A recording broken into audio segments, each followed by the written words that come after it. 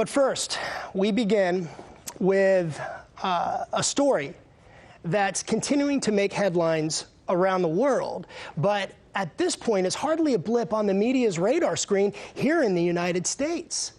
While the mainstream media has lined its shows with the wall-to-wall coverage of President Trump and the threat of impeachment, there are massive protests breaking out worldwide that have, in many areas, turned deadly.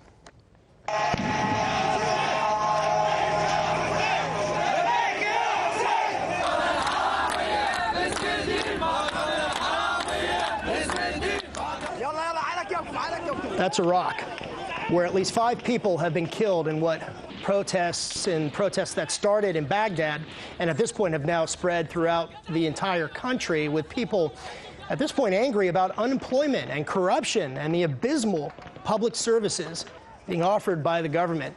Hundreds of people have been injured in the protests that are being called the largest display of public outrage against Iraqi Prime Minister Adel Abdul Mahdi's year-old government.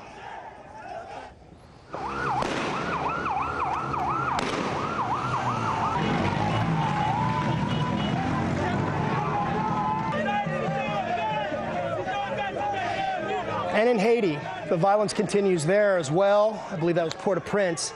As protesters continue to clash with police, you're just seeing some of the images coming out of the capital city, where Haitians have been protesting the widespread fuel and food shortages throughout the island, a free-falling economy, high inflation, and corruption allegations against government officials, including the island's beleaguered president, Jovenel Moïse.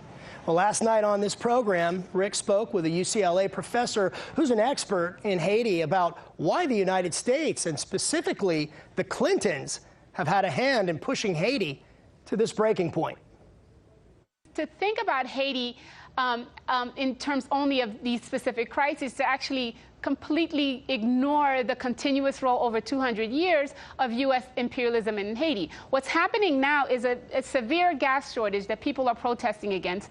They're protesting against this gas shortage because the president is trying to raise gas prices. But this also means the president is being forced to raise gas prices because the IMF is asking the president to get rid of subsidies. Haiti to Peru, where thousands of protesters are demonstrating in the country's capital of Lima following President Martin Vizcarra's decision to dissolve Peru's Congress. That's right, to dissolve the entire Congress, prompting a fight for power and control of the country. Vizcarra has called for a new parliamentary election to be held within 4 months. But Peru's congressional president declared instead the temporary removal of Vizcarra, throwing the country into political chaos and uncertainty.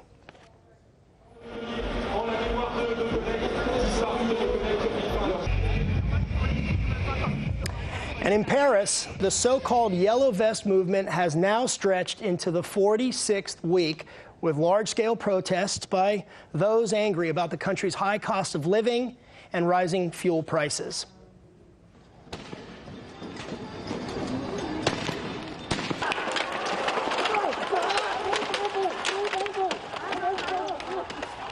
Wow, look at that. And finally, we turn to Hong Kong, and this is a story that has been reported. And of course, the battle between protesters and police there, that also continues now into the 6th month. That's right, 6 months of this violence, a fight that has grown increasingly violent.